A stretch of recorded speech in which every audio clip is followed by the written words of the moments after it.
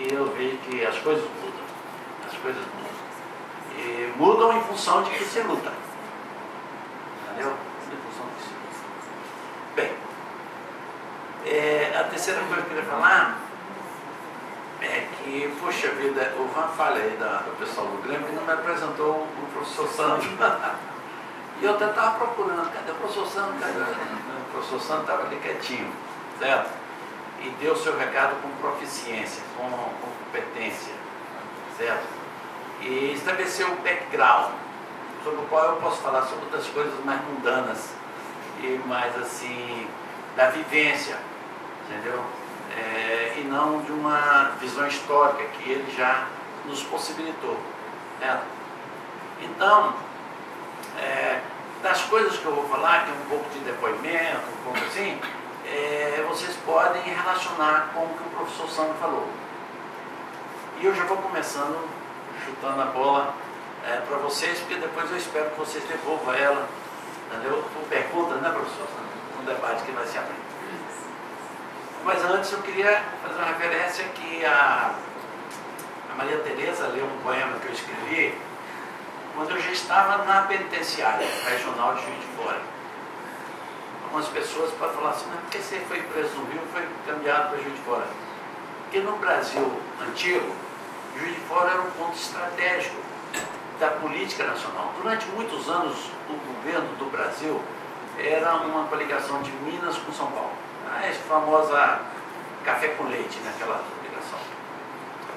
E também a geopolítica militar do Brasil sempre achava, como a capital era no Rio de Janeiro, você tinha que ter um bloqueio ao Rio de Janeiro militar, seja por São Paulo, seja por Minas, certo? Então você vê que tem quartéis e comandos militares que tem essa política. Depois você vai ver um programa lá da Argentina, porque os exércitos brasileiros tinham mais força, né, lá no sul do que... Né? Aí já é outro problema, né? Da visão militar brasileira. Mas não é sobre isso que eu quero falar. É só para mostrar por que eu fui para lá, porque lá era o comando militar de Minas Gerais e eu fui com a prisão administrada por um oficial do exército. E lá eu rememorei que todos nós, muitas coisas nós gravamos na memória e tem horas que a gente rememora, né? A gente extrapola do esquecimento e coloca para fora. E eu já fiz assim de forma, vamos dizer assim, pela prosa e em alguns momentos pela poesia, né? Esse é o caso. Eu, Maria Tereza, na verdade, eu tentei dizer do meu sentimento de quando eu estava no DOI-CODE, que é um centro de tortura. DOI-CODE chama-se Destacamento de Operação de Informação, que era, na verdade, o DOI, certo? O CODE era o comando, certo? Que estava no comando do Exército. Mas a sigla ficou DOI-CODE, então ficou assim, né? Porque, na verdade, eram as duas coisas. Alguém conhece o Rio de Janeiro, ou deve ter ido ao Rio de Janeiro. E lá o DOI-CODE era no 1º Batalhão da Polícia do Exército, lá na Tijuca. Entendeu? E logo que eu fui preso, eles já começaram a me torturar no local da prisão, que é na minha casa. Na verdade, num aparelho, que a gente chamava aparelho naquela ocasião. Como a gente já tinha uma vida clandestina, eu e minha companheira de então, que chamava-se Efigênia, nós vivíamos lá no Rio ainda tem aquelas vilas, né, Enoque? É muito comum ali em Engenho Novo, aí na linha ali da Central, né? Você ter vilas que são de casinhas, né? De um lado e de outro, e uma ruazinha, né? Então nós alugamos uma casa para nós morarmos lá. E o carioca, ele já está convivendo com a repressão há muito tempo, porque a repressão que se faz na periferia do Rio não é brincadeira, não, certo? E já não era naquela época. Então eles entraram lá, só que nessa época eles entraram, que era a tropa do DOI-CODE, eles não agiam fardados, já era uma tropa civil e não se identificava enquanto tal. E quando faziam de uma forma muito violenta. Então, quando eles bateram na minha casa, na verdade eles não bateram. Eles simplesmente abriram da janela que estava aberta e eles atiraram já para dentro. Você entendeu? Não sei se queriam me matar ou não. Acho que se quisessem teriam matado. Certo? Não sou cretino para achar que uma tropa especializada, que era PQD, não teria suficiência para atirar no cidadão que já estava ali pertinho deles. Se eu tinha, mais eles tinham, certo? Que eu era um guerrilheiro da Ação Libertadora Nacional. E tinha uma arma comigo também. Mas não tive tempo para fazê-lo, porque eles já tinham cercado a casa e eu sinceramente não vi o seu. Porque naquela ocasião nós tínhamos uma combinação que chama norma de segurança, de que você só podia sair da casa a partir de certo horário. Então até aquele horário eu tinha que esperar minha companheira.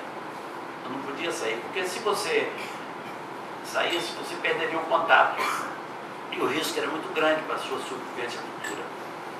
Então eu estava esperando. E antes que o tempo terminasse de espera, eles invadiram. E aí eles já me algemaram atrás, né? E já saíram arrastando.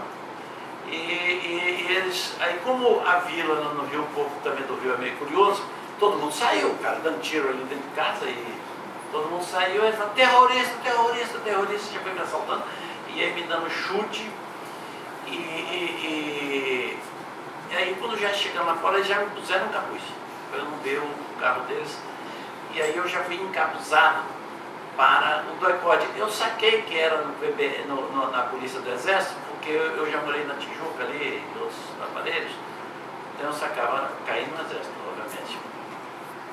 E lá eu fiquei 38 dias sob tortura lá. Isso foi no dia 18 de março de 1970. E nesse dia eu fui torturado a noite inteira, que eu fui preso mais ou menos às 9h30. Eu sei que no outro dia não, porque também tem eu vi o quartel, né? O quartel tem toque de corneta, essas coisas assim que todo quartel tem, né? Para poder, café, aquela coisa toda, né? Então eu vi que era já o horário do café quando eles pararam, que era 6 horas. Eu não consegui andar da sala de tortura para lá, porque o pau de arara e muito choque, muita porrada, você fica extenuado. Além de enfraquecido, você grita como deslocado, até você se esgotar a sua energia. E mais uma vez eu desmaiei, perdi a consciência, não sabia mais o... E normalmente eles chamam alguém para te reanimar, porque precisa tirar informação. E eu só sei que me torturaram, depois levaram, depois voltaram para a tortura, porque eles queriam que eu desse um ponto. O ponto era o meu ponto de encontro com um cara do comando da LN, você entendeu? Que era um amigo meu, chamado Elcio Pereira Fortes, que depois eles assassinaram sob tortura. E eu percebi que quando eu entrei no doicode, que eu usava um nome clandestino, obviamente, né? Não tinha mais documentos legais, mas eles já tinham minha ficha toda, tinham um serviço de informação, tinham trabalhado sobre isso. Então, eu vi que eles já tinham interrogado a minha mulher. Minha mulher já tinha sido presa, minha companheira. E quando eu fui arrastado, ela viu ela também arrastada lá. O doicode estava muito cheio de torturados. Era uma coisa horrível. As pessoas no chão, você entendeu? E alguns sangrando, entendeu? E eu só sei que, não vou contar todo o episódio do doicode aqui, só isso dá toda uma história, mas depois de alguns dias de tortura, eles me levaram para cima, com a cela de cima, e eu soube que a minha mulher estava na cela ao lado, que era uma cela feminina, vamos dizer. E ali a gente estabeleceu um tipo de uma comunicação clandestina entre nós, mas eles levaram ela para a enfermaria. E a enfermaria não era no prédio do centro de tortura, era num prédio próprio do quartel, Os quartéis, geralmente, eles têm uma certa disposição dos seus serviços. E eu fiquei preocupado. Na verdade, preocupado por várias razões, não só por ela. Obviamente, por mim mesmo, pelo problema da repressão que estava prendendo os companheiros, por tudo aquilo que eu lutava, e eu estava vendo que a coisa estava ficando difícil para a nossa luta. E um dia, eu estava lá em cima, eu não lembro quantos dias tinham passado, sinceramente, não me veio à mente. E o médico, que é denunciado como torturador também, um psiquiatra conhecido, ele deu entrevista para a Veja depois, confessando. Eu só sei que um dia ele mandou o cabo, que era enfermeiro, me chamar lá. Naquela ocasião, a gente usava nomes de guerra, né? Às vezes chama codinome, coisa desse tipo. Então, meu nome era Augusto. Augusto! Eu falei, pô, vou pro pau novamente. Como diz ali, aquela coisa, não quer que chame meu nome, nem... mas não tinha jeito, né? Você estava na mão dos homens. E aí chamaram o Augusto, eu fui, né? Você, como é que tá? Eu vi que era o enfermeiro, né? Eu estou com dificuldade de urinar. Fez as reclamações para mim, sim. Vamos lá no médico, vamos. Eu fui, né? Chego lá na enfermaria, o cidadão, ele sentou na cadeira do médico, assim, né? E me foi sentado do outro lado. Bem, eu não entendi também nada, tipo, olhando para mim, olhando para ele. Para mim não ia falar nada, né? Sabia quem era. E aí ele fez um gesto que foi um gesto muito assim, interessante, assim, eu não esperava. Ele abriu a cortina da enfermaria, assim, certo? Aí a minha mulher estava deitada, assim. Aí ela olhou para mim, entendeu? Eu olhei para ela e eu falei, ei, tudo bem? Ela falou, pode falar. Deixa eu falar. Aí eu falei assim, falei, não, porque era minha também. Aí ela me deu um sorriso. Você não leu a última parte do poema. A outra página fala assim, eu falo assim, depois que eu vi o sorriso dela, eu recuperei a minha capacidade de sentir. Porque até então eu tinha perdido. Tal grau de desumanidade que eu enfrentei, que eu vi os outros enfrentar. Então o poema diz respeito a isso.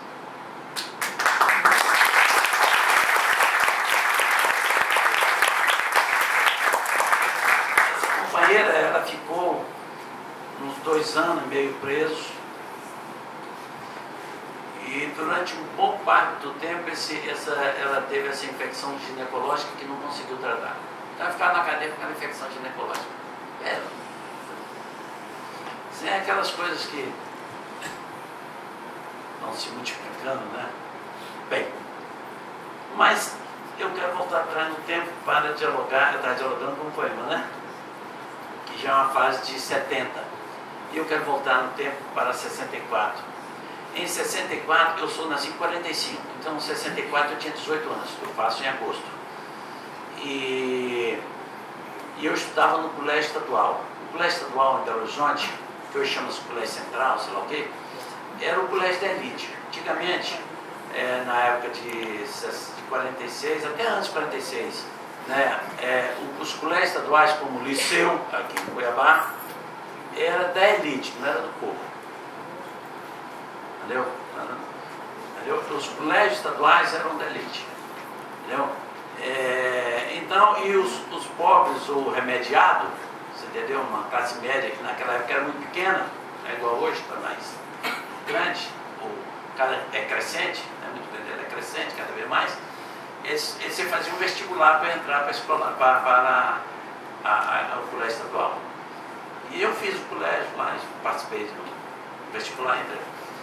Então eu estudava no colégio estadual em 64, eu entrei lá em 1961. Então eu vivi lá 61, 62, 63 e 64.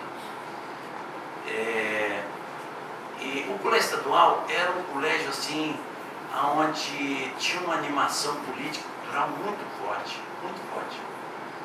Todos os partidos de esquerda tinham bases lá muito grandes. E mesmo o pessoal da direita também era organizado lá, inclusive a TFP, você entendeu? Era organizado, então você tinha uma disputa assim, democrática muito aberta. Então nós tínhamos um grêmio, né, igual esse aqui, um diretório, que era o nome lá, muito ativo, culturalmente, politicamente. E nessa época eu militava no Partido Comunista Brasileiro, entendeu? Mas tinha uns amigos meus do PCdoB, da Ação Popular, mesmo da JEC, Juventude Estudantil Católica, também o pessoal da Organização Revolucionária Marxista Política Operária, que tem uma presidente da República que pertencia a essa organização, que estudava lá no Colégio Estadual também, você entendeu? Mas também o governador eleito de Minas, o Pimentel. Depois nos encontramos todo mundo na cadeia, certo? Fica tranquilo, que é coisa assim. Então, e ainda bem que nos encontramos na cadeia, porque aqueles que nós não encontramos jamais. Jamais.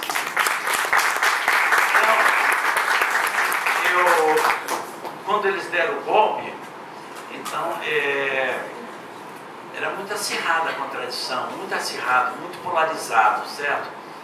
E a direita, representada não só pelos militares, mas nos vários partidos de direita, principalmente pela UDN, União Democrática Nacional, onde tinha uma liderança muito forte, que era o Carlos Lacerda, que se tornou o governador da Guanabara. Naquela época, Guanabara e o Estado do Rio eram diferentes. E tinha o Magalhães Pinto, que fazia o jogo lá em Minas, esquerda e direita, mas tramando com os americanos o golpe, essa coisa assim que o professor sinalizou. E eu vou acelerar, senão esse povo vai sair, eu vou deixar eu falando sozinho, tá? Mas eu sei que as pessoas às vezes têm os compromissos, né? Então, na verdade é o seguinte, no dia primeiro, eles invadiram o colégio estadual, pegaram as fichas de todo mundo que eles achavam que era subversivo. A minha também, obviamente. Eu fui ao colégio? Não sou besta, né? Tinha 18 anos, era um militante, não sabia que eu não ia ao colégio, não fui. Mas tinha um problema. Eu já era um bancário, eu era um trabalhador, trabalhava desde 63, então eu tinha um problema assim. Eu falhar o colégio, tudo bem, eu arranjava um jeito de repor, tal, coisa lá. Mas o banco, eu fui faltando, e meu pai também, que era reacionário para danar, era lá certinho, falou: meu filho, você não vai trabalhar não? Eu falei: eu vou, pai. Porque você também, às vezes os pais não têm noção do que os filhos falam. Não sei se acontece aqui. A Maria Tereza já deu uma desculpada: pai, você aguenta a mão que de vez em quando eu estou atrasado pelo movimento. Maria Tereza, eu sei como é que é essa coisa. Bem que seu pai é tolerante, ele não é um lacerdista reacionário. Seus pais, né? Minha mãe era uma alienada, não tinha uma visão política, na verdade era essa. E meu pai não, era um cara que tinha visão política e apoiava o golpe, certo? Então, eles literalmente caçaram todo mundo. Caçaram não é caçar o mandato, não, caçar assim, vai em casa para caçar. Aí, eu voltei para o trabalho. No banco, aí até que um dia eu estou lá no banco, trabalhando, aí bateram lá na porta, os caras entraram lá, não bateram não, porque eu trabalhava no 22º andar, ali na Praça 7 de Belo Horizonte, e um contínuo, que as recepcionistas falaram: estão chamando você, Junei. Eu também não sacava o que era quando tinha visto as pessoas, mas quando eu vi a cara do cidadão, eu falei: lascou, entendeu?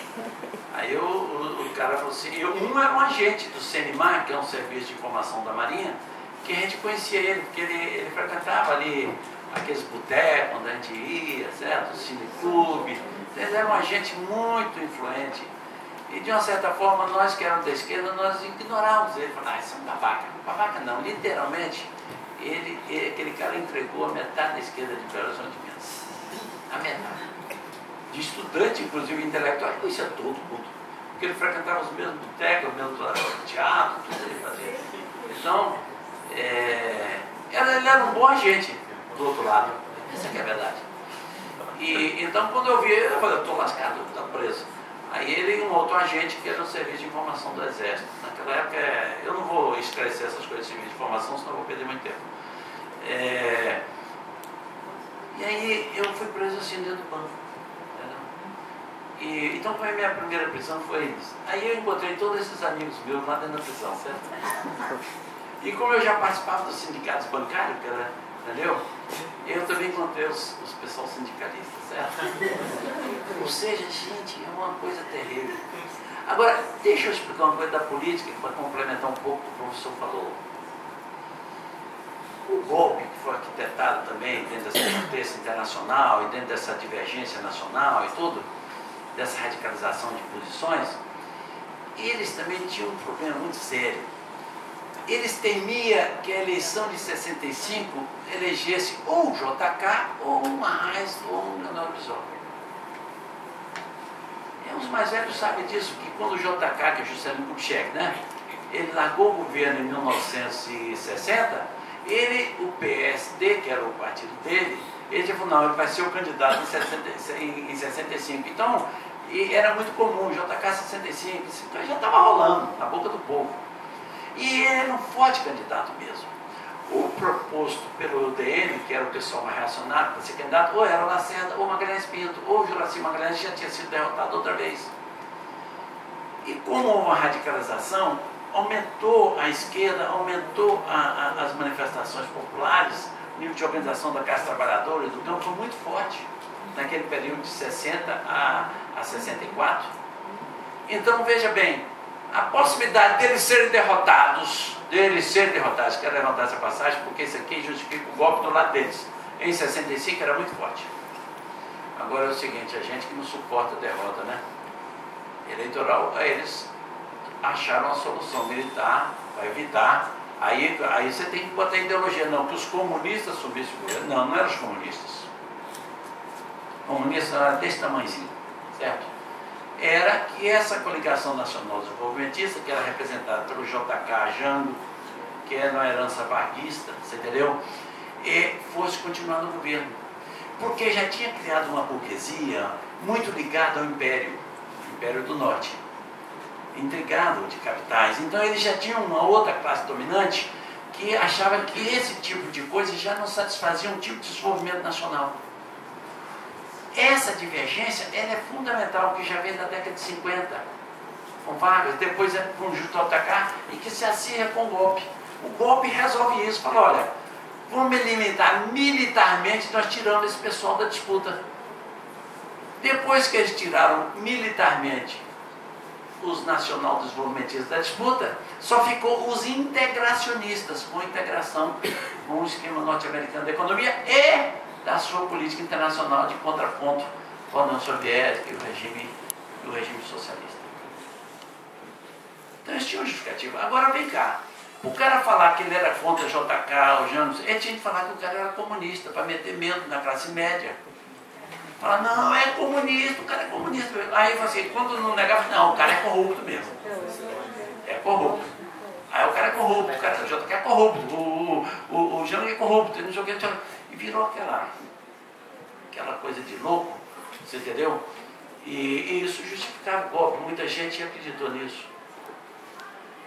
E eu não estou falando se tinha ou não tinha corrupção, estou falando é que você usa a política para você criar um tipo de hegemonia, um tipo de domínio, você entendeu? Um discurso que ela não tem a substância suficiente para justificar esse ato deles. Porque eles não podiam falar coisa verdadeira, que era um projeto de integração com os americanos para estabelecer um novo padrão de desenvolvimento, que é o que eles fizeram. E o professor deu noção disso.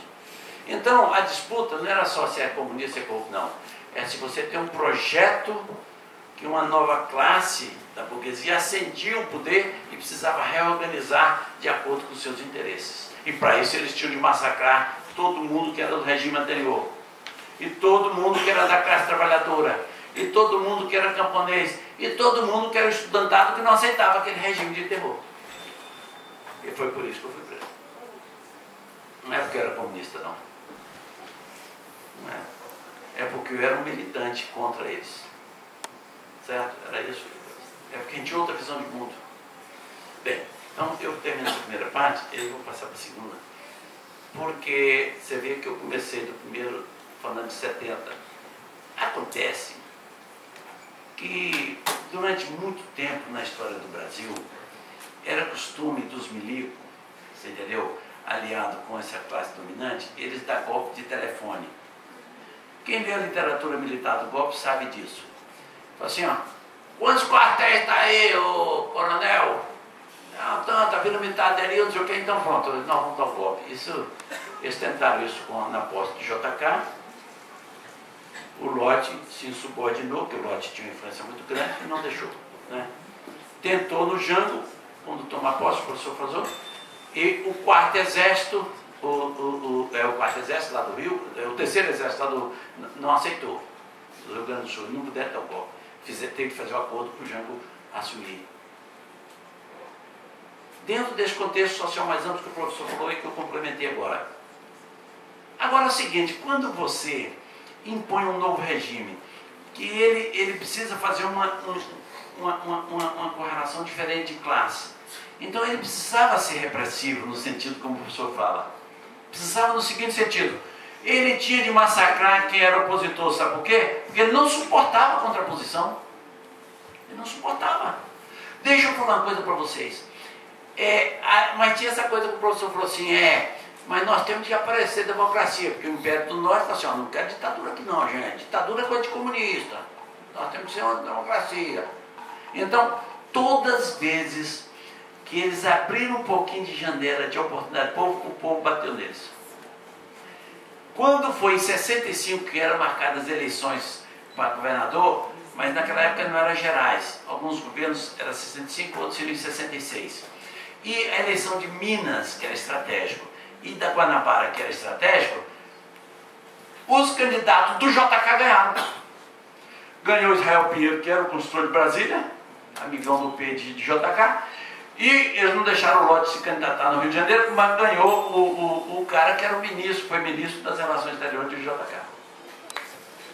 Aí eles falaram, pô, mas então não adianta fazer eleição que esse povo não aprendeu a lição.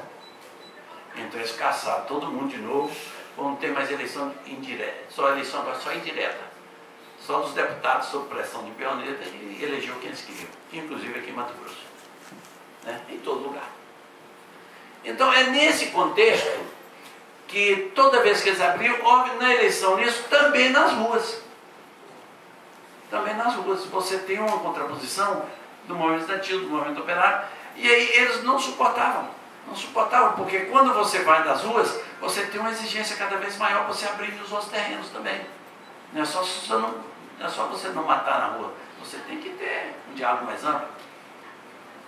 Então, e aí é por isso que eles justificavam a repressão.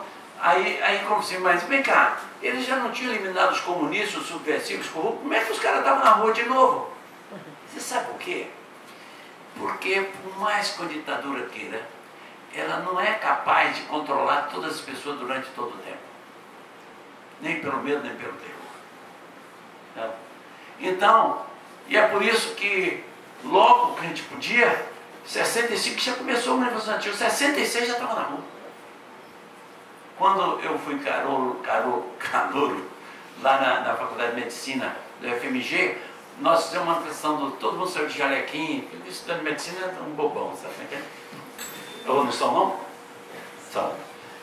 Os médicos eles são, geralmente, naquela época eles eram mais pernósticos que são hoje. Hoje eles achavam que eles eram elite, os profissionais. Eu sou médico, a filha era médico e engenheiro naquela época, né? Os bailes da engenharia e da medicina, as meninas iam para ver se arranjavam um namorado lá. Né? E vice-versa também, né? Mas eram mais rapazes do que moças nesses cursos. Hoje tem mais moças nos cursos de saúde, qualquer curso, do que rapazes. A engenharia nem tanto, mas está mais ou menos equilibrado. Pois bem, então era questão de ascensão social. Era elite. Um médico do interior, o cara era o médico, o padre e o coronel. Não era isso? Médico, padre e coronel. Coronel aqui no sentido antigo, aquele coronel da política, certo? Não é o coronel da Zé, não é o coronel aqui da escola técnica, tá? É o coronel da política, que não tinha cargo, é coisa que vem da colônia, do império, principalmente, certo? Essas coisas assim da império. Bem, então, eu vou acelerar para terminar esse segundo ponto. Então, eles não suportavam.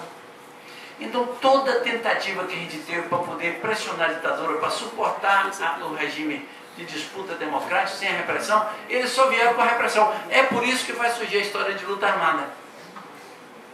Falou, porra, eu vou para o Grêmio Estudantil, o cara lá vai e bate, né? Eu vou para o sindicato, o cara vai lá e fecha o sindicato. Então não dá. Nós falamos aí, muitos de nós acreditamos, seria que só tinha condição, muito influenciada pela Revolução Cubana, pela Revolução Chinesa, falou assim, olha, nós temos que fazer uma revolução aqui e tem que ser pelas armas. Eu me convenci disso também, certo? Me convenci e ajudei a organizar um grupo guerrilheiro chamado Corrente. E essa coisa assim, é meio na porra louquice esse negócio de... Você imagina, é porra louquice, porque você não tinha arma, você vou fazer luta armada. Você não tem treinamento, você não tem que treinar. Mas aí que entra uma coisa, mas quando você decide uma coisa, bicho, e uma decisão assim que é de vida ou morte, você faz. Então, ali em Minas, nós tínhamos 2 grupos guerrilheiros lá. Era Corrente e Colina. De vez em quando você achava um nego correndo lá no meio do mato. Correndo no meio do mato, treinando, dando tiro, aquela coisa toda. Eu sei que você pode falar assim, você fala assim, puxa, mas é ridículo. Mas deixa eu te falar, muitas revoluções começaram desse jeito, com ridículo. Muitas revoluções, inclusive a de 1905 na Rússia, começou com um padre pedindo pão lá na porta do palácio. Aí sabe o que fizeram? O czar falou assim, ó, dá um pão para eles, chumbá, matou. A praça virou, calhou de sangue. Assim, aí o povo falou assim, já não aguento mais, agora vamos para cima deles, fizeram uma revolução. Certo? E eles tinham arma? Não tinham não. Tinham treinamento? Não tinham. Então a revolução não é uma coisa assim, que só porque o cara tem arma, bomba atômica, como tem alguns aí que acham que pode barrar uma revolução porque eles estão, né, ou então tem o NSA, que domina o mundo, né, pela informação, pela internet. Nem isso é capaz de fazer. Quando a coisa vira coisa de milhões. Você entendeu isso, né? Pois bem. Então eles impediu que transformasse de milhões. Então nós tínhamos de fazer um recuo de pequenos grupos, que é a tática guerrilheira, que é a teoria cubana, do Debré, do Che Guevara, você entendeu? Muitos não citam o Fidel, porque o Fidel ainda é vivo. E não entende qual é o papel do Fidel, mas tudo bem, vamos deixar para lá. Fidel não é nada do bobó, ele era o estrategista da Revolução e o comandante. E ao contrário, o Che que era o aprendiz, certo? Mas o mito do Che é maior do que o mito do Fidel, né? Por razões também que os próprios cubanos tinham interesse que assim fosse. Pois bem, então nós falamos assim, não vamos fazer luta armada. Eu não aconselho ninguém a fazer isso, bicho, pelo amor de Deus. Sabe por quê? Porque, primeiro, não que isso não possa acontecer. Nós estamos vivendo, apesar dessa disputa que tem aí, tudo, mas todo mundo está na rua, fala o que quiser, xingou, acha que até está abusando desse troço, mas tudo bem. Então, mas é uma coisa democrática, entendeu? Agora imagina se algum maluco chega e fala, vamos acabar com essa baderna aí, que tem muito comunista, muito corrupto, você entendeu? Dá um golpe aí, e aí o que nós vamos fazer, gente? Você acha? Não estou querendo botar medo na Tereza, não, nem para os pais dela, mas pode, Tereza, se deu golpe, não vai para sua casa, não. Pode arranjar outra casa para ir. Certo? Então é assim, se der o golpe. Não acredito que vai dar golpe, porque eu acho que não tem base para isso, tem ação, o mundo não tem essa polarização que estava antes, como tudo o professor falou. Mas é só para mostrar como é que era a coisa assim. Todos nós que éramos de esquerda, na verdade a gente falava, não, vamos fazer a revolução, mas se tiver eleição de JK, de Jango Garray, tá bom para nós. Sabe por quê? Porque era uma forma de você contestar um regime muito fechado. Óbvio que a gente queria uma revolução socialista. Queríamos. Você entendeu? Mas as circunstâncias e as forças também limitam o nosso horizonte. Então, por isso que o golpe foi tão perverso. Sabe por quê? Não só porque ele implantou um novo regime assim, econômico, uma nova escala de poder econômico, mas porque, para fazer isso, ele massacrou os sonhos de milhões de pessoas. Legitimamente construídos. Legitimamente construídos. Legitimamente construídos. Democraticamente construídos. Porque ninguém saltou para presidente da República, governador sem eleição do povo. Eles é que fizeram isso. Violaram a Constituição, violaram os direitos humanos, violaram todas as regras de civilização. E quanto mais eles se faziam uma aberturazinha e eram contestados, eles radicalizavam mais para a direita e para a repressão. Então, quando eu fui preso na primeira vez, eles me trataram de um jeito. Quando eu fui preso na segunda, eu fui tratado de outro. E ainda bem que eu fui preso em 70. Que minha mulher falou, ainda bem que você foi preso em 70. Que se fosse 71, 72, você não estaria vivo. É muito provável, porque os meus amigos não sobreviveram. Então, eu estou aqui também como sobrevivente. E eu passei 9 anos e 10 meses na cadeia.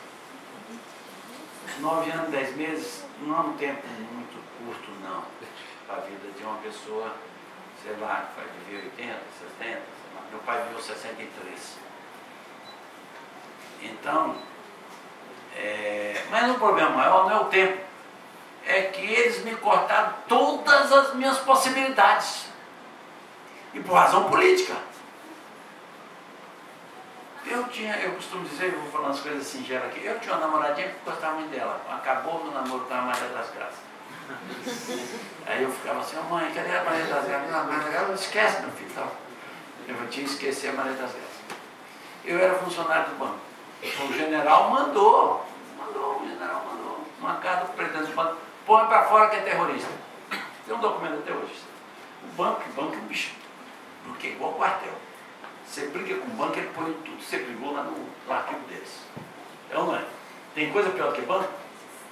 Acho que não tem. Deve ter, não. Não tem, né? Só sendo tortura. Entendeu? Pior do que banco. Então, eles guardam isso. Outra coisa que eu recuperei, né? Então, me tiraram do emprego. Me expulsaram da universidade. Tinha um decreto 477 e eu vou contar essa passagem para vocês verem como é um detalhe. Eu, na verdade, já estava metido na guerrilha. Eu trabalhava num banco e saía para assaltar o outro, obviamente, né? Eu não, porque senão não ficava ruim. Né? Eu só sei que eu fui em 69, eu já estava em 68, no final de 68, segundo semestre, eu não frequentei mais a universidade. Teve um professor lá, de fisiologia de não sei o quê, falou assim, ó, procura se o aluno tal. Eu falei, ô filho da puta, eu já estou numa militância, o cara já me procura se o aluno. Entendeu? Mas eu fui lá, rasguei o cartaz do cara, porque não dá. E aí, mas como eu sabia que eu ia cair na eu já estava mais ou menos clandestino, porque nós tínhamos feito uma ação, um assalto a um banco, e desgraçadamente teve um acidente de percurso, que o companheiro foi preso. E eu já estava numa situação muito delicada. E aí eu fui lá, mas eu tinha um interesse em manter minha legalidade. Eu falei, eu vou matricular na faculdade, eu não queria sair da faculdade. Eu vou lá, não. Aí a moça falou, você tem que pagar a taxa, que naquela época tinha uma taxazinha de R$25, sei lá como é que era assim, no banco. Eu falei assim, aí eu falei, naquele não, eu vou lá para outra coisa. Aí larguei a coisa lá. Eu não fiz a matrícula de 69. Quando eu fui preso, e depois tem uma série de coisas que aconteceram antes de eu ser preso, eu fui clandestino. Uma delas eu vou contar por curiosidade só. Depois o ministro da Educação, obviamente, baixou o decreto fulano de tal, Beltrano, Juliana Moreviana não pode estudar por 3 anos em nenhuma faculdade do Brasil. Meia bem que eu já não era aluno no sentido formal, porque eu não fiz a matrícula, por causa disso, por causa do banco, que realmente o meu grupo foi lá e assaltou. E eu depois respondi o processo por isso. Você entendeu? Mas eu tive que cair na clandestinidade por razão muito simples. Eu estava você para fazer uma ação armada, você precisa de transporte, né? Óbvio, isso é elementar, né? E eu fui assaltar um carro, capturar um carro. Que era necessário isso, você tem que assaltar um carro, você pegar o carro, me dá seu carro aí, cara, eu preciso dele. E armado, obviamente, ninguém faz isso. Se eu fraquinho vou lá pro cara, me dá seu carro, ele me dá um tapa na orelha e eu vou. Acabou a ação. E Desgraçadamente houve um acidente, porque estava muito escuro o negócio, o cara estava namorando lá com a moça lá, não sei o quê.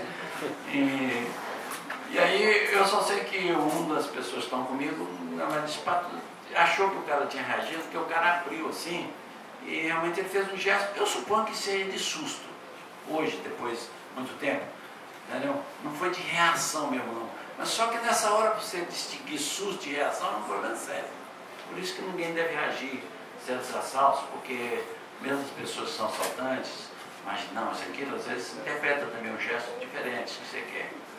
Foi o que aconteceu, e o cara atirou, alguém atirou. Depois eu levei a fama que fui eu que atirei, e passou assim na boca do cara e atingiu a moça, certo? Aí quando eu vi que atingiu a moça, eu fui socorrê-la. E, afinal de contas, eu era estudante de medicina, tinha que fazer alguma coisa, né? E aquela sangueira, né? Como é que é estudante de medicina metida besta? Aí quando eu fui socorrer a moça, que a moça falou assim, Gilney, você quer me matar? Eu falei, puta que eu falei. Gilney, você quer me matar? Era Maria das Graças. Aí se fosse a Maria das Graças, eu acho que eu teria vontade de matá-la. Pois bem, vou encerrar esse ponto por último. Aí, então o que acontece? Aí eu, obviamente, que eu a socorri, vi que não tinha atingido o tórax, né? Porque se tivesse, ela poderia ter morrido. Aquilo para mim também foi muito desagradável, eu queria dizer claro para vocês, certo? E amarrei o braço dela, falei assim, vai pronto-socorro. Eu falei assim, ô fulana, vou chamar a Maria também, mas não é das gatas. Chega, não fala meu nome, pô, pelo amor de Deus. Primeiro o cara falou, foi o Gilney. E pronto-socorro tem a polícia de plantão, né? Não, mas a pessoa chegando atirada, você faz o BO, aquela coisa toda. No outro dia tá lá, estudando de medicina, atira. É óbvio que eu não voltei para casa, né? Eu já estava, raramente eu ia para casa, mas não ficava em casa. E aí só vim ver meus pais, só depois, 40 dias depois do doicode, lá no Rio de Janeiro. Entendeu? Bem, eu acho que ele já está dando um sinal. Esse povo do diretório aqui já está meio esperto. Esse moleque aí, ele já está treinando. Então, foi bem. Então, eu fiquei clandestino. Então, caiu muita gente do meu grupo e muita prisão. E nós tivemos a primeira morte. Eu queria falar sobre a primeira morte nossa. Como nós somos criados numa civilização influenciada pelo cristianismo, e em grande parte, assim, majoritariamente pelo catolicismo, você entendeu, aqui no Brasil, esse negócio de morte pra gente sempre foi um troço meio traumático, né? Às vezes minha mãe mesmo morreu com 92 anos, não estava lá, coitadinha, e sempre quando ela morreu eu já fiquei meio assim, pô, que merda, minha mãe morreu. A ela já ia morrer mesmo, não tinha outro jeito, ela estava definhando, a gente sabia que ela ia morrer, certo? Mas sempre quando ocorre a gente fica um pouco lá. E no caso, quando é assim, violentamente, você fica mais. Então, e outra coisa da morte é o seguinte, todo dia mata a gente. O dia que mata da família da gente, a gente tem um estresse, já viu? É uma. É um tipo assim que eu não vou explicar isso psicologicamente não, mas que existe isso. Certo? E a mesma coisa do grupo assim. Matou o pessoal do grupo tal. Eu falei assim, bem, foi ruim, mas não foi o meu. Mas bem, a lógica da guerra também nos obriga a pensar assim. Agora no dia falou assim, matou Nelson José de Almeida, meu amigo, um garoto de 18 anos. Nós tínhamos enviado ele para, como nós já estávamos repressão em cima da gente, falou assim, vai para Teoflotone e fica lá, porque nós tínhamos uma área de guerrilha ali para poder. Era uma coisa maluca, mas nós queríamos derrubar as pontes da rodovia toda para seccionar o Brasil norte-sul, você entendeu? Você fala assim, mas é um grupo, faz sim, o grupo faz. Você está decidindo, você faz certas coisas que são muito esquisitas. E nós mandamos ele para lá. Alguém falou que ele estava lá, eles foram lá e a polícia diz que ele tentou fugir. E literalmente fuzilaram o cara com um tiro de fuzil. Tem gente que apurou essa história muito mal contada, se ele tentou fugir. Mas era a polícia militar, e a polícia militar de Minas era muito violenta. Não sei se continuou tanto quanto era, mas era muito violenta e matava muito. Principalmente naquela região, muito bandido era da polícia.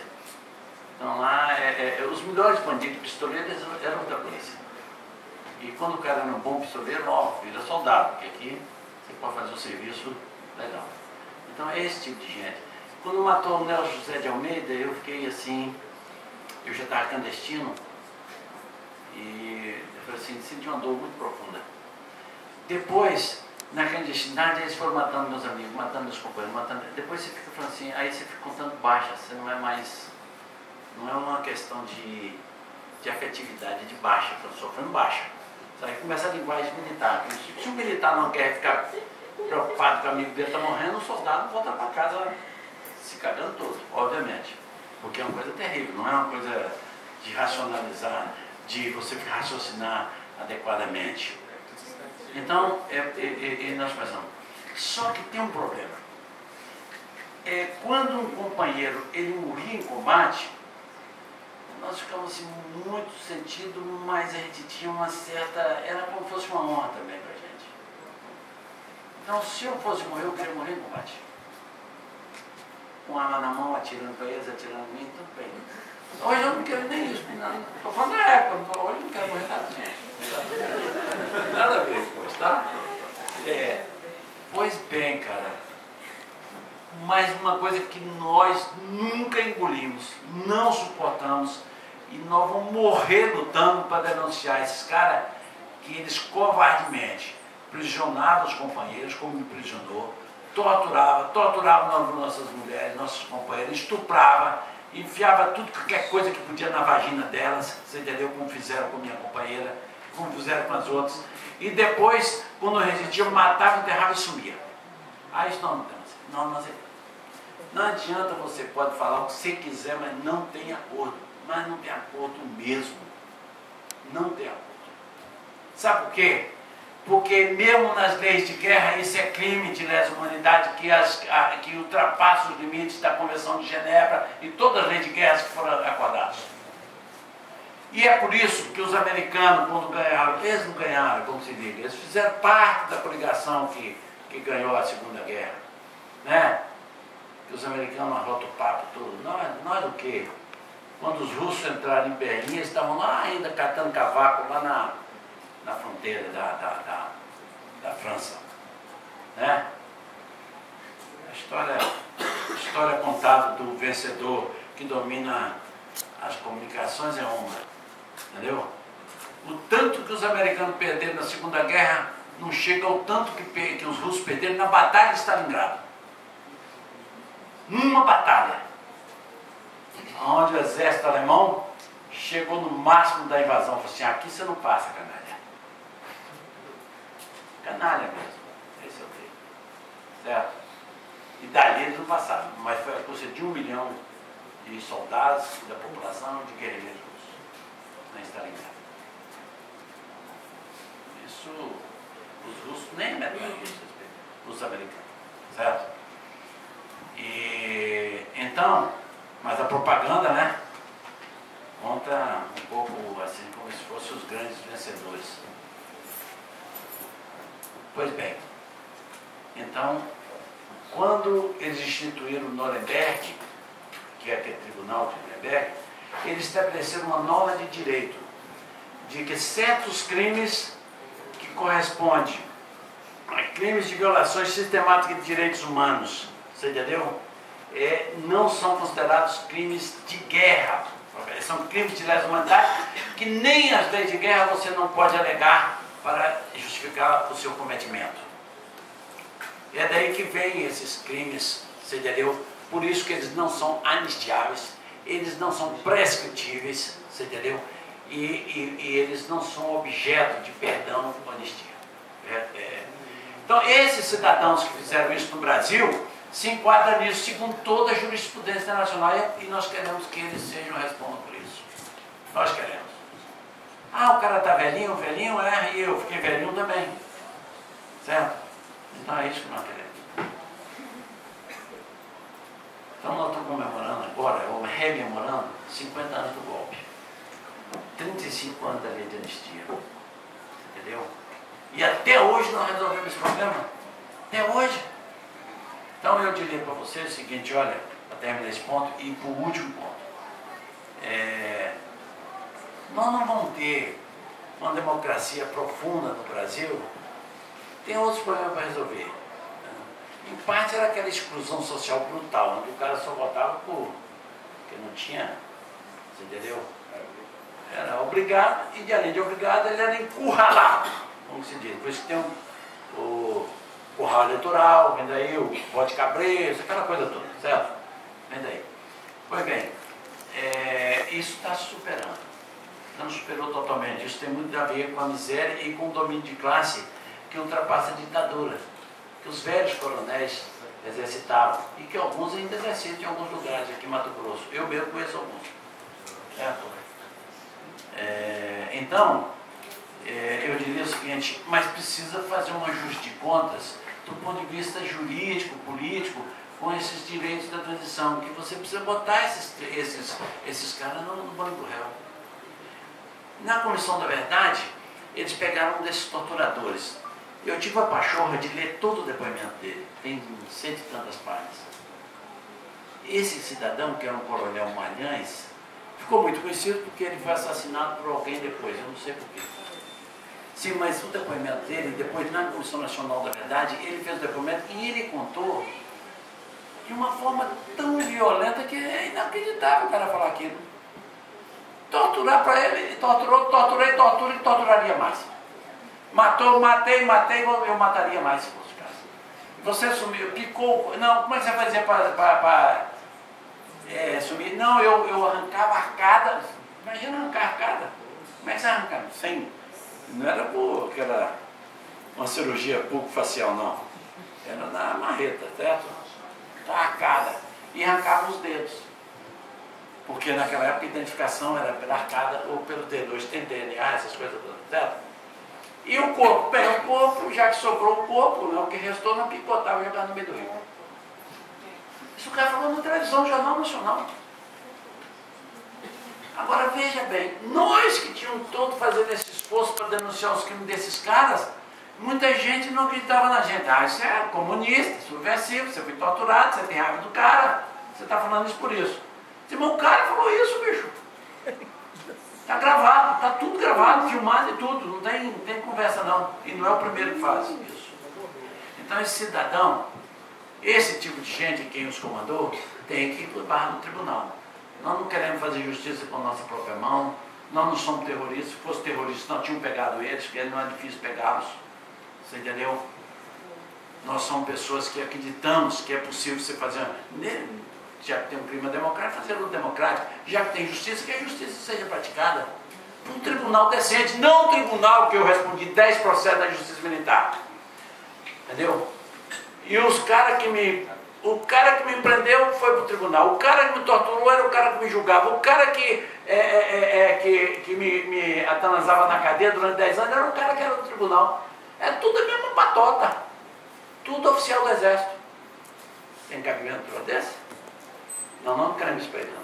Queremos um tribunal decente, pode ser internacional, pode ser de gente, juiz aí que togado, gente que não é inamovível, gente com os direitos constitucionais e tudo, e que faz o julgamento deles. Isso não é vingança, não. Isso é porque a sociedade brasileira, entendeu? Estabelecer, acabar com essa transição, estabelecer um patamar sobre os quais não pode estabelecer a escala de poder de luta política nesse nível. Não pode. Nem em guerra isso é tolerável. Não? Então é isso que precisa. Eu termino dizendo a você o seguinte, que eu tinha combinado com a Maria Tereza a gente passar um filme, certo? E eu queria falar sobre o seu e queria citar, é um Enoque aqui. Enoque trabalhava no Nova Iguaçu, né? Naquela época nós estávamos presos no Rio de Janeiro, já na fase assim onde a ditadura já estava batendo biela, como o professor falou. Porque o próprio americano já falou, essa ditadura já não serve mais para a gente, tem que fazer transição. E também a distribuição de poder na burguesia já estava diferenciados. Muita gente já não tolerava mais tanta arbitrariedade, mesmo por cima deles. Tanto achaque, ladruagem e tudo mais assim que eles fizeram, né? Naquelas obras deles. Mas esse não é o problema. O problema é que eles tinham uma lógica de poder que a própria classe dominante já não aceitava mais. Então, e o movimento da anistia foi muito importante, os comitês, você entendeu? E quando nós estávamos no Rio de Janeiro, essa cadeia lá na Frei Caneca, tem algumas pessoas aqui conhecem o Rio de Janeiro, né? Frei Caneca é ali no Estácio, certo? Ali perto do Estácio, onde tem um Globo ali e tal, tudo ali na rua da Frei Caneca, você entendeu? E bom que se diga que Frei Caneca é um herói brasileiro. E eles puseram todo um complexo da Frei Caneca na rua Frei Caneca, que chamava a cadeia de Frei Caneca. É um herói brasileiro, um herói que lutou, entendeu? Um Brasil independente, entendeu? E de uma forma popular, não era só daquela elite crioula. Crioula aqui não é no sentido de negro ou pardo, não. É crioula no sentido de filhos dos colonialistas, certo? Isso é uma linguagem sociológica e histórica que para não fazer confusão. Pois bem, então lá eles deixaram permitir visitas, então ia muitas delegações. Nós fomos os caras da delegação lá de Nova Iguaçu. Nova Iguaçu, nessa época, tinha passado já pelo período da repressão, que pegou o bispo de Nova Iguaçu, esse mesmo torturador, esse que picotou gente, ele contou como é que eles fizeram com o bispo de Nova Iguaçu. Falaram, o bispo é comunista. Pegaram o preto, deixou ele nu, pintaram ele de vermelho lá, você entendeu? E soltaram ele nu lá no meio da rua. Só para desmoralizar, cara. Entendeu? Eles não tiveram coragem de matar. Você entendeu? Mas desmoralizar o cara, porque também já está numa fase. Mas eles tinham renascido lá com o movimento popular, de comunidades, queimados, né? Xerém, outras coisas assim. E muitas pessoas e comunidades visitaram a gente lá. Então, essa penitenciária já não na fase assim, de 78, 79, onde a ditadura já estava batendo biela. E quem sustentava a questão de manter a gente preso, depois de tantos anos, era uma elite de política do exército e da aeronáutica, os terroristas da direita mesmo, que eles começaram a ser contra até os militares que queriam fazer abertura. E tentaram um golpe, o Frota tentou, o outro cara tentaram um golpe, entendeu? E nós lá, o quê? De refém desses caras. Agora esses caras daqui matam a gente. É uma possibilidade, os caras são loucos, você entendeu? Os caras que picotavam, não mata a gente, alega que foi uma rebelião e tudo, mas é fácil para fazer. Então é isso que eles pensavam. Mas nessa época, o movimento social e político, mesmo da ditadura, já tinha retomado as ruas. Então era mais difícil para eles, e por isso foi inevitável eles concederem a anistia.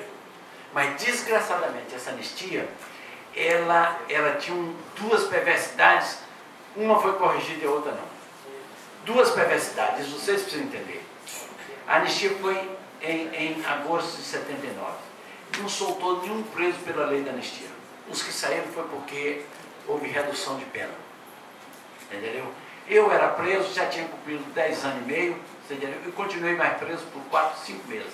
Eu só fui preso, só fui solto no Natal de 1979, 5 meses depois da anistia, e só fui solto por liberdade condicional, que era o que o tribunal me concedeu. Esse negócio de você ficar privilegiado. Tanto é que quando eu vim para Cuiabá, eu era preso cumprindo em liberdade a minha condenação. Ainda fiquei aqui 4 anos e meio preso. Obviamente eu não tinha nenhum interesse de ficar divulgando isso. Porque eu já estava naquela fase de organizar o PT, organizar sindicatos, organizar movimentos, entendeu? E não tinha interesse de fazer uma ligação desse tipo. Algumas pessoas sabiam, e principalmente a polícia e o serviço de informação sabiam. Que eles estão, você correndo para o mundo inteiro, eles estão te vigiando. Uma vez teve um movimento dos garimpeiros, todos nós fomos na Polícia Federal, o delegado falou, ô Junei, vem cá. Ó, eu falei, tá bom. Vou continuar na minha, pelo documento dele, era uma situação diferente, entende como é que é? Ele estava me vigiando e realmente tinha uns relatórios que eles faziam, esse doutor. Pois bem, quando o ditador, não o presidente, o ditador, Figueiredo, mandou o projeto de lei ao Congresso, instituindo a anistia política, nós tomamos conhecimento da lei e nós organizamos uma greve nacional dos presos políticos. Todos os presídios entraram em greve. Nós somos 32 entrando em 33 dias de greve. E nós fizemos um filme sobre isso, que é o que eu vou passar agora, tá? Tem 12 minutos. Hein? 12 minutos. Ei, você não vai embora agora, não sabia o filme. Sabe como é que andava tudo? Hein? Tá não? Então pode. Então, esse filme, essa lei tem duas perversidades. Primeiro, ela não anistiava quem era o terrorista. Então, eu não fui anistiado com a lei da anistia. Porque falaram que a minha mão está suja de sangue. Olhe bem, quem é que fala, hein? E que eu já tinha, não, foi condenado, não podia ser anistiado.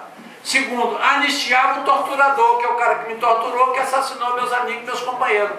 Até hoje, o Supremo Tribunal Federal entende que a anistia anistiou o torturador, que nós não aceitamos de jeito nenhum.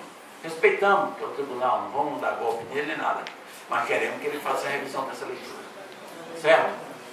Bem, então essa greve, ela tem mais, esse é o princípio. Apaga aí. A frecaneca é a expressão ali. E eu vou sentar aqui, reto aqui, a menina fez um... Ai, o cara ser velho não é mole não, bicho. Não, quer ver. Ali é a frecaneca, você está vendo? Apaga. O presídio, o complexo penitenciário da frecaneca. Eu não ia falando, pega.